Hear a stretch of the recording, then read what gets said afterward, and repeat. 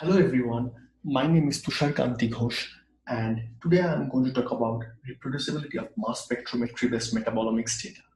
This work has been jointly done with Wei-Ming Zhang, Catalina Kekris, and Debashish Ghosh of University of Colorado Anschutz Medical Campus.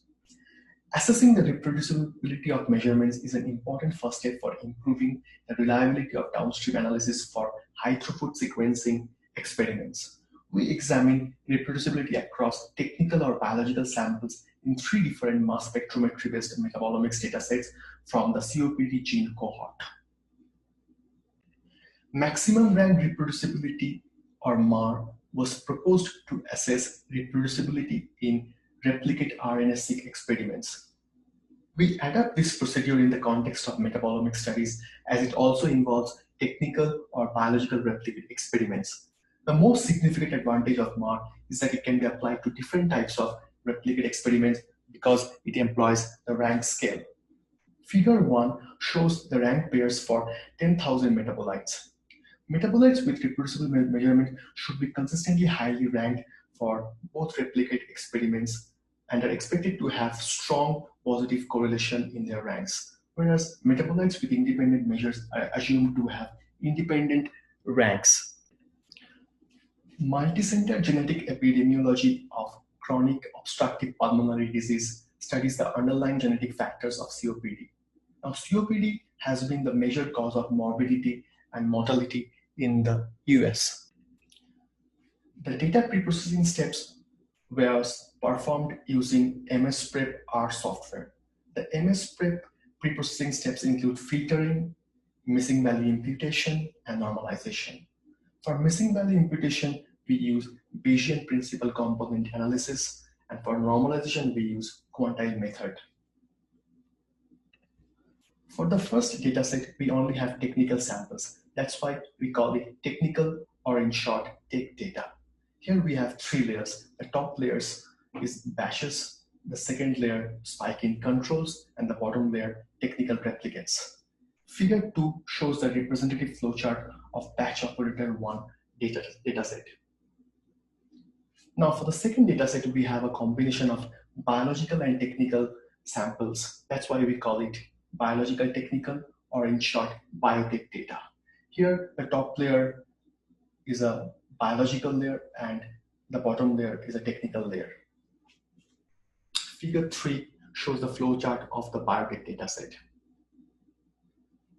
Now for the third dataset, we have biological, or in short, biodataset. Here we only have biological samples. From table 1, we see summary of reproducible metabolites per sample pair and reproducible sample pairs per metabolite for tech, biotech, and biodatasets for different cutoff of percentages of 70%, 80%, and 90%. In figure 5, the higher percentage of reproducibility of metabolites per sample pair in the x-axis indicate stronger reproducibility between the two samples. That is, the percent metabolites in the last right bin indicate that all or almost all the metabolites are reproducible for the number of sample pair combinations in the y-axis. In figure 6, we see the percentage reproducible sample pairs per metabolite for all the three layers. Figure 7 illustrates the reproducibility of metabolites per sample pair are higher for technical replicates of biotech dataset, as can be seen from figure 7a, compared to biological replicates of the same dataset, that is biotech dataset, as can be seen in figure 7b. Table 1 also confirms the reproducibility of metabolites per sample pair is higher for technical replicates compared to its biological dataset in the biotech dataset. In figure 7b and c, we also report that the reproducibility of metabolites per sample pair is much higher for biodataset compared to the biological replicates of biotech dataset. However, there are differences between the two technologies for biotech and biodatasets, since the samples were not collected on the same subjects at the same visit for a direct comparison.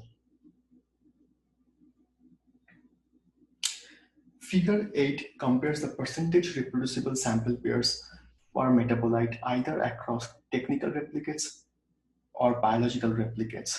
However, as mentioned above, the subjects visit are different between biotech and biodata sets. Concluding remarks. We present MAR as a quantitative approach for assessing reproducibility of metabolite and sample pairs. This method helps us in detecting reproducible metabolites per sample pair as well as reproducible sample pairs per metabolite based on abundance measurements. The MAR framework can also be treated as a method for comparing reproducibility for different processing methods or technologies. Thank you.